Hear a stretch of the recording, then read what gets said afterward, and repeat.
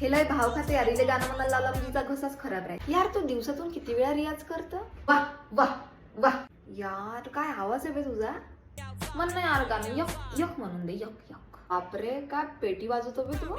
मला शिकवतं का? म्हणजे मला जनगण मन वाजवता येते, बाकी दुसरे एखादं गाणं छैया छैया छैया छैया चल छैया शिकवतो का ते गाणं कसं वाजवायचं होतं? मलाही गाणं म्हणायला आवडते यार, पण माझा आवाजच चांगला नाही. मला माहिती आहे रात्रीचे 12 वाजले. लागला का माझा सा? जमून का मला मग आता गाणं? नाही, प्रॅक्टिस करायला लागेल. रियाज. अच्छा, तू BA MA सर्व म्युझिक मध्येच केलाय. चांगलं आहे बे यायचं.